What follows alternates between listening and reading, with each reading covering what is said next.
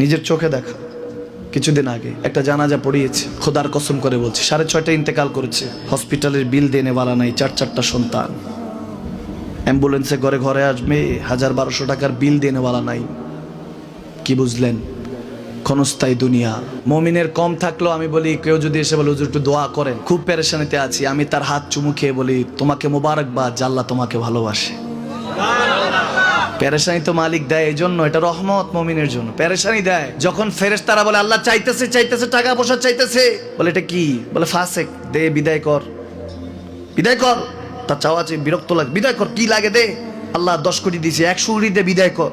মুমিন যখন চাইতে থাকে আল্লাহ আমাকে কিছু লাগবে, যখন একটু করে চায় আমার মাটাকে সুস্থ করে দাও, বাবাটাকে আল্লাহ আমার স্ত্রীকে, আমার আমাকে একটু তৌফিক দাও, চাইতে থাকে মুমিন। আল্লাহ বলে যখন ফেরেশতারা দেখে মুমিন চাচ্ছে, দেরি করতে পারে না, তাড়াতাড়ি খাজানা নিয়ে দিতে নেবে, আল্লাহ বলে রাখোস না, এত তাড়াহুড়া কিসের?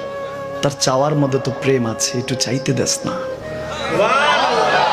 থাকুক না মুমিন আর একটু পেরেশান, থাকুক না, থাকতে দেস না, একটু থাক, একটু থাক। পেরেশানিতে রেখে আল্লাহ মজা নেয়, মহব্বত নেয়, মুমিনের অন্তর থেকে খুশবু নেয়। আল্লাহর বড় মায়া, মুমিন যখন চায় আল্লাহ তখন মায়ার নজর নিয়ে তাকায়, হায় হায় আমার বান্দা, সুবহানাল্লাহ।